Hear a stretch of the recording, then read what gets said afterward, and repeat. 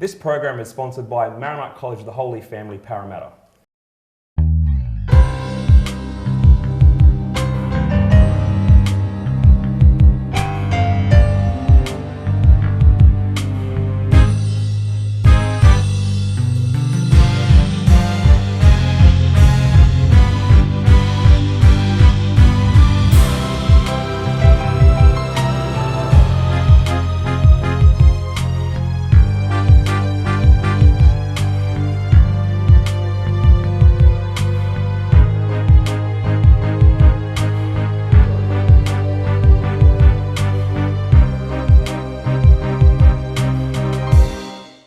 Welcome to Educating for Success. We're filming it here at Margaret College of the Holy Family. My name is Sister Margaret and I'm the principal of the college. Today we're going to talk about the English curriculum and the HSIE curriculum. So I have two special guests in the studio today. So Rosey, how are you? I'm good, thank you. And Marcel, Abboud, how are you going? I'm good, thank you. Okay, Rosey, do you want to tell us what your role at the college is? Okay, my role at the college is as HSIE coordinator. Can you explain to our viewers what HSIE stands Human for? Society and its Environment. I've been in this role for about 3 to 4 years now. Okay. Do you want to explain what subjects are involved in HSIE? Yep, sure. The subjects mostly that we look after or that we offer at our school is a broad KLA, but we offer the subjects of commerce, legal studies, business studies, economics. What else do we have? Ancient history, modern history. We've recently introduced work studies or work education for students in years 9 and 10. We also obviously have the junior geography and the junior history and the senior history part of the program as well. Okay, so you're busy. Very, always. Marcel is English coordinator. Do you want to explain what your role involves? Okay, I'm English coordinator. I've been at the role since the beginning of the year, but I've been employed at the school since 2012. I'm actually a former student at the school as well. Both of you are former students. Yes, we are. At the college, we have obviously English across all stages, from 7 to 12. In Year 11, we also have the advanced course, the standard course, Extension 1 English, and this year, as it's been for a while, we've also introduced Extension 2 English, where we push the best of the best students in Extension 1 English in Year 12 in order for them to produce their major work. It could be an essay, it could be a story, it could be a collection of poems, anything that they want. It's quite daunting, it's quite exhaustive, but in the end I feel that the students benefit from it very greatly. Okay. Do you want to talk a bit about what you actually teach in those subject areas? So, You want me to start? Yeah, you can start. Okay, well, because we've got such a broad range, obviously, we try and put as many of our expert sort of teachers within each range. So when we're talking about junior history, if I could start with that, we're looking at, obviously, we've started with the national curriculum, the new one, the New South Wales approved national curriculum, where we're looking at a whole range of things from just the basics in terms of what history is, familiarising the students with that, and then moving into, for stage 4 across both Year 7 and Year 8, we're looking at, understanding medieval Europe, we do Japan and the Shoguns, so it's actually a lot broader than the old curriculum, which is really good in that respect. That's in Year 7, is it? Year 7 and 8, yeah. Don't they touch on Australian history? Look, we do a little bit. We do more so of that in Year 9 and 10 now, Okay. as well, especially looking at focusing on Australia's involvement in those certain wars. But definitely, yeah, we touch on that as well in Year 7 and 8. When we're looking at geography, most of the introductory stage 4 happens to be centred around obviously familiarising the students with geographical processes, things like world heritage, and just getting them to think about the global community in that respect. Whereas Year 9 and 10 becomes a lot more fixated on looking at natural hazards, urbanisation, protecting the coastline, and as part of the syllabus for both history and geography, we need to go and take them out on fieldwork. Okay, so where do you go? Usually we try and sort of match it up where we do natural hazards. We usually go to Coleroy and we have a look at a lot of the different things there that affect the society in that respect. And for urbanisation, this year for Year 10, we're going to Piedmont and we're having a look at urban decline. And that's a wonderful area to go to because it's got such a good mix of the past and what it's now become. So the two sort of gel together really well. With respect to commerce, again, it's all about just making sure the students have a good understanding of, basic things like income, finances and stuff like that in the Year 9 content. They get the chance to run their own business as part of our college competition. We do that just so they can get a hands-on feel of what the curriculum specifies and putting that into practice.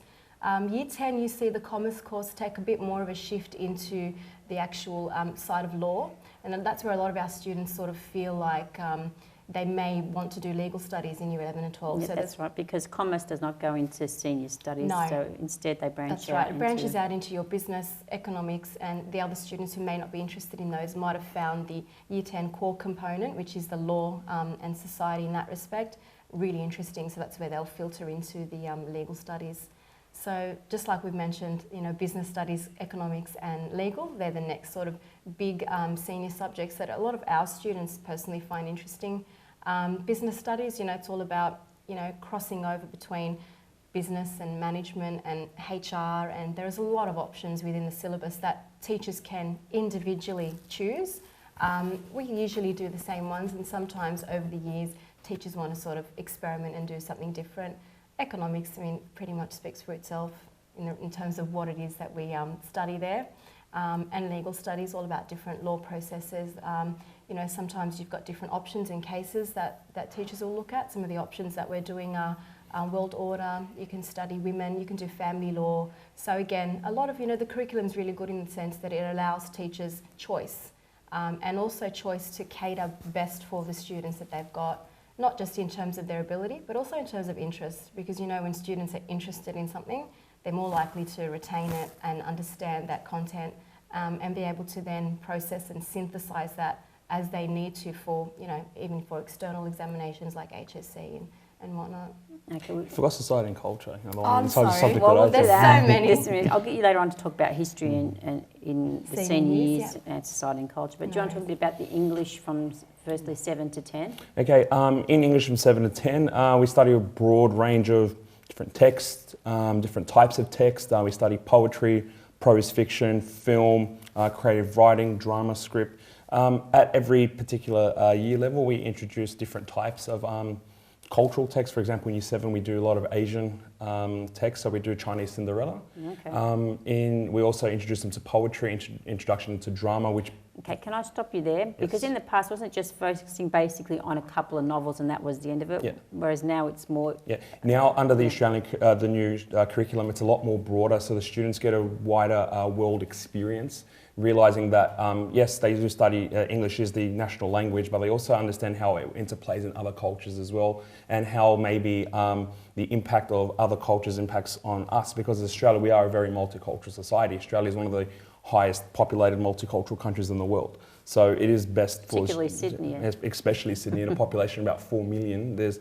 5. There we go, 5 million people. There is a lot of multicultural. Think about our college as a whole. It's best to expose the students to different types of cultures as well, just to broaden their world understanding. We study different types of poetry as well from other countries, sometimes African poetry, Asian poetry, Australian poetry. We also introduce Shakespeare, so classical literature as well. I was going to ask about Shakespeare. You can't get away from Shakespeare. You just can't escape Shakespeare. He's one of the pioneers of the English language. A lot of the kids, they have a reluctancy to learn about Shakespeare. They think he's just some old guy who existed all these years ago, and why is he still relevant? Why are we still teaching him today? But as teachers, we tell the students that even though he did write these plays 400 or 500 years ago, it's the relevance of the themes and plot that still apply to you today. Like, there are still themes of jealousy. People get jealous. Well, Romeo and Juliet. Exactly, Romeo and Juliet. It's one of the world's most famous texts. Yeah. The kids still enjoy that immensely. They may not like it at first, but as we introduce it and as we start to teach it, they realise that, wow, maybe we can apply this to our lives. The students do take a liking towards English, even though they may be just a tad bit hesitant at first. In Year 9 and Year 10, we go into more detail with Shakespearean text, whereas in Year 8, it's more of an introductory. So we do study Romeo and Juliet, we do study Macbeth. We also study a lot of Australianisms as well, so a lot of Australiana texts, and how basically Australian dialect moulds their language as well. In Year 9 and Year 10, we do tend to focus a bit more on the aesthetics and the lexicon of English. So we try to develop the students' language ability and their writing ability, because as in Stage 6, we do have Standard English, Advanced English, Extension 1 English. So we do try to filter the kids into their particular areas. And the stronger kids obviously will lean towards Advanced English, and even those kids who can excel even further, we put them into Extension English, where they basically extend their knowledge of English in a lot more detail. It's a lot more analytical in that respect. Right, we'll talk about the senior course later on. I'll get back to Rosey. You're the history expert, so do you want to talk a bit about your history subjects? Yeah, well, for senior years, we've got modern history and ancient history. I'm currently teaching both. Which one tends to be the more popular? It depends. We go through different trends. I've noticed initially we used to have like a really strong push for ancient, and I've noticed that over the years, I think that the students find modern a lot more interesting, especially in terms of its relevance for their lives and like world events and what's going on. Generally speaking, by modern we mean anything before the curriculum specifically, from the 1800s onwards. So we get such a good scope for the Year 11 content. There's a lot of opportunity for students to do their own independent research. There's actually one whole section of the curriculum that's based on that, so they devise their own presentation and plan historical investigation, and they love it. You know, they're not just told what to learn. They actually create their own area of interest. They write their own inquiry questions. They go off, they research that for a term, and then they pretty much teach the class about that for 10 minutes. They're marked on it. Usually it's worth about 20 to 25%. But like I was saying, modern's become a lot more, you know, interesting, or a lot of students are showing a lot more interest, I should say, especially in the sense that they get the opportunity to move away from the 7, 8, 9, 10 content, where it becomes a bit more sophisticated. You know, you're learning about things like the Russian Revolution, Bolshevism. You know, you're learning about things like Nazi Germany, which the kids are just fascinated with, especially in the sense that something on that scale could actually happen. We do a personality study in Year 12. There's just you know, a lot of things there that I think the kids get a taste for. In the Year 9 and 10 syllabus, especially with the new curriculum, a lot of the content there marries well with some of the options that are available for senior teachers. And so, yeah, a lot of the students, I think you need to get them in Year 10, and that's where the interest comes from. For ancient, we're talking about a whole range of different options once again, so from Greece to Persia. We usually focus, our kids love Egypt. So I was going to say Egypt. Definitely. In fact, most of the Year 12 content that we're looking at the moment, bar the core, which is obviously Pompeii and Herculaneum, most of the others sort of are Egyptian-based, so Akhenaten, you know, looking at historical periods, so from, you know, right up into the death of Ramesses II. See, I love history it's fascinating. Egypt, It's absolutely fascinating. We should do an excursion to the pyramids. I think we should. I think we definitely should. No, yeah. Look, if you can buy the tickets, then yeah, why not? It's great. It's just, I love it. You know, like I said, I majored in history, so for me that's my forte, and I really enjoy it. Okay. What other areas can we talk of? Geography a bit more in the senior geography. That's Peter's expertise. He loves teaching it. It's really, you know, a lot more, if you like, looking at what the Year 7 and 8, 9 and 10 geography course does. The Year 11 and 12 one is pretty much just, I think, a lot more intense. Still like lots of level of skill and things like that. But definitely in terms of the options that are available, I mean, Peter's taken them to the Yarramundi Lakes in the past as part of the field trip that they do with that core unit that he takes them through. I think this year they've gone to Piedmont, so there's a connection there with looking at urbanisation as well. With society and culture, I've got the society and culture expert right here. Who wants to talk about it? Would you like to take us through that? I'll talk about it. Basically, society and culture is pretty self-explanatory. You'd learn about different societies and different cultures, different modes of growing up, different theories of what makes a person, how is their identity formed, socialisation factors. We also learn about different time periods and different decade studies. Very similar to history in that respect, but it's more about the cultural influence of that particular era. I think so, religion also. Yes, we do study different religions as well. So we study Hinduism, we study rock and roll. Oh, that's a religion. For some people. For some people. We also study adolescent development theories like Jean Piaget and Abraham Maslow. We also study Fowler. No. Yeah, we do touch on Fowler, Eric Erikson as well. Basically, how does the individual fit in society, and how does their culture influence them as a whole? Basically, students are very, very much interested in it. It's very relevant. It is incredibly relevant as well, because it is about modern topics as well. So it's something that they see as relevant to themselves. So what is their place in the world? So it does tend to get quite existential as well. So how do they fit in society, and how can they make themselves different from others, and why are they who they are, and the influences, media, peers, school, family, how does that influence them as a whole? Students really enjoy it. Students also undertake a mini PIP because there's only a preliminary class for now. Basically, it's a research task where personal interest project, they can do any topic that they wish. PIP, personal interest project. Yep. They can research any topic that they want. I've scoped it down to basically adolescence for year 11 just to focus their study, focus their energies a bit. And some of the topics have been quite interesting. So the impact of video games on teenagers, how stresses of high school affect their studies, the impact of family in school. Interesting. Basically, and also how does religion play a role in their lives? How does society as a whole impact them? Very good. Interesting topics there. They enjoy it quite Very relevant. Okay, we're going to take a break and we'll come back and discuss a bit more about the senior syllabus for English and maybe mock trial and a few things. Okay, we'll be back, viewers, shortly.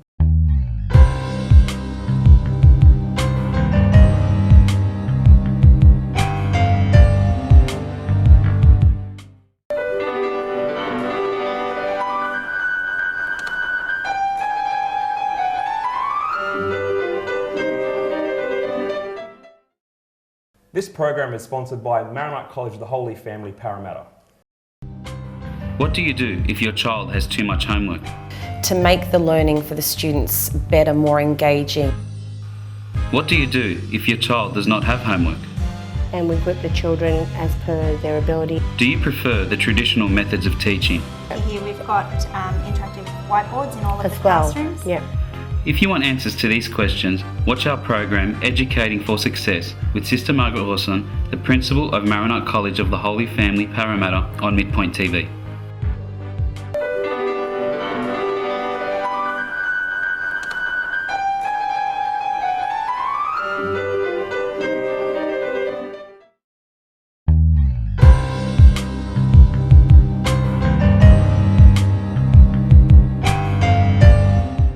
Welcome back to Educating for Success, and we have in our studio today Rosey and Marcel. We're discussing the HSIE program and the English program in secondary. Who are we up to? What was I going to ask? Marcel, yes. I might start with you again. Can you discuss for us what's taught in the senior curriculum for English? Okay, in senior curriculum, we have both Year 11, Year 11 and Year 12. Within Year 11 and Year 12, we have Standard English, Advanced English, Extension 1 English, and we have the same for HSIE as well, but we also have Extension 2 English. I'll get to that a bit later. In Year 11, we study both across Advanced and Standard, we study an area of study, which is a common universal topic per se, which prepares them for Year 12, because in Year 12 they also have a area of study. Basically, it's a selection of a prescribed text, which is a text that they all must study, and then a related text of the students choosing, how the text relates to the particular themes and concepts. So this year for Year 11 we've done belonging, and we've studied the very popular Peter Shinesky poems, basically around the theme of belonging. So how do the texts demonstrate and show belonging? And we also do related texts, film, short stories, and how they convey the notions of belonging. In Standard, we do film study, we do in-depth studies as well, same thing with Advanced, but as they are two different courses, they study two different texts. You understand, so the Advanced class tends to focus more towards Shakespearean texts. For example, I'm the Year 11 Advanced teacher, so we're studying Othello, and the Standard studying a film called Pleasantville. Basically, it's an in-depth study of text, so how do the texts demonstrate themes, concepts, characterization, and how those themes still relevant till today. So films that you study are still called texts, are Yes, they're still called text. People have this misconception that text is basically just writing. It's not just writing. Text is basically how form is communicated. So one way that we communicate meaning is through moving image, through sound. Another way is through writing, which is what people are most commonly associate the word text with. As we move on to the HSIE study, it does get a lot more intensive. Again, there is still that area of study, which is discovery for the next 5 years. it's the first year that we've also been studying at the school, and the students have taken quite well to it. They do understand it. It is quite easy for them.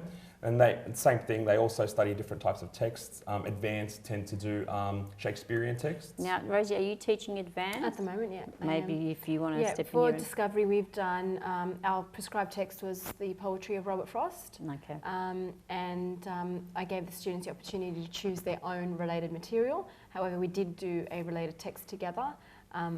We did What Dreams May Come as a film as text. So it was good to see students pick up on, you know, the concepts within what Discovery is and marry them well with how they're exposed or, you know, explored within both texts. So for our critical study of text this year, we're doing Hamlet.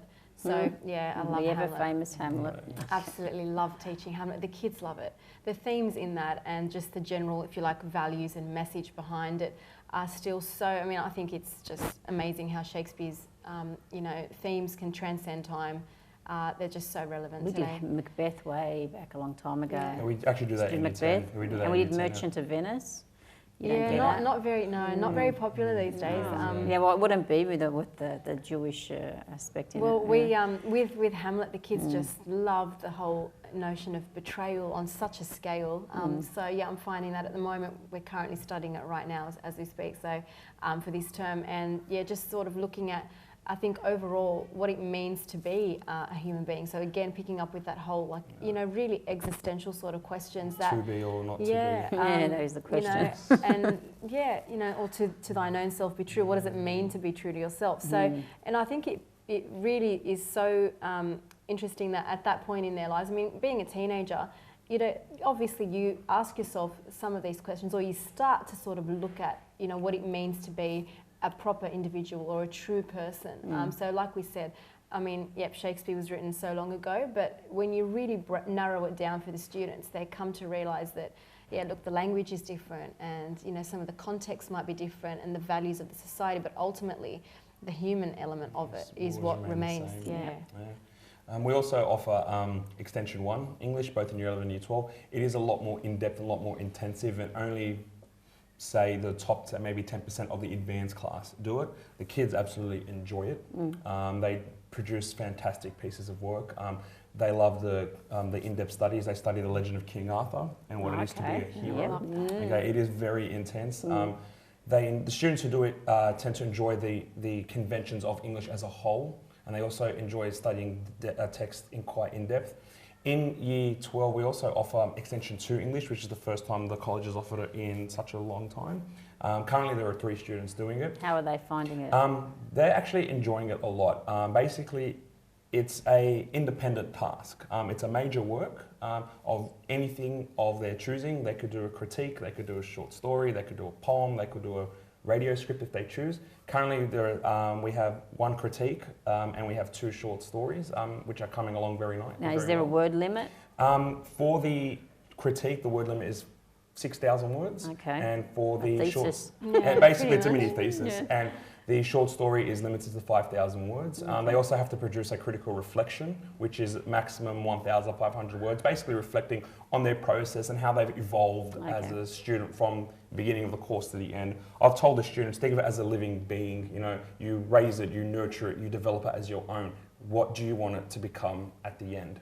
The students enjoy it a lot. It's finally a class where they can have freedom, if you want to call it that. There are still guidelines, don't get me wrong, but basically they're not limited to say as they would be in an Extension 1 class or an advanced class. Okay. Intellectual freedom. Yes, it is.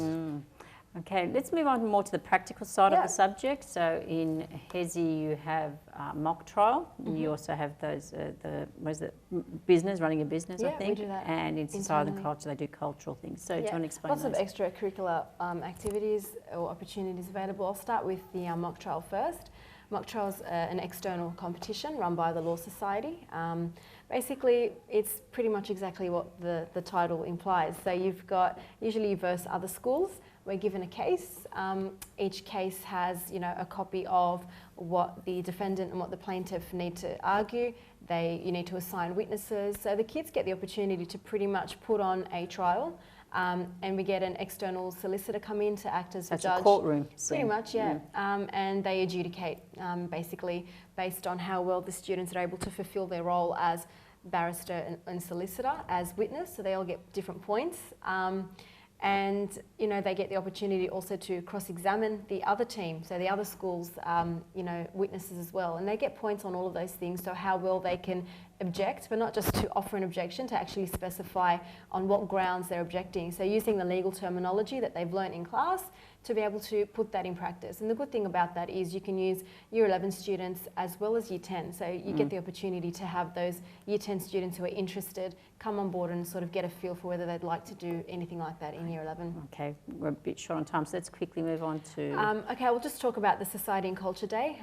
We usually run a specific type of culture. So in the past we've done Indian culture, a whole day, but where the students sort of immerse themselves completely at the college in the elements that they've studied. So dressing maybe in Saris. Traditional, in saris, traditional sort of wear of that culture, as well as getting the opportunity to you know, dance, put the music. and eat Indian eat. food. Most I'm always invited to importantly- them. most Remember, I'm invited to them. Of course you are. Food is always Food important. is always so, important. Don't yeah. forget that. Yeah, it's really interesting. It's fantastic. And It students really love is. it. It's really good. We And love it's, it. it's great because we've Not got just the Indian students. staff, That's right. so they help out Yeah. with all that. It's really good.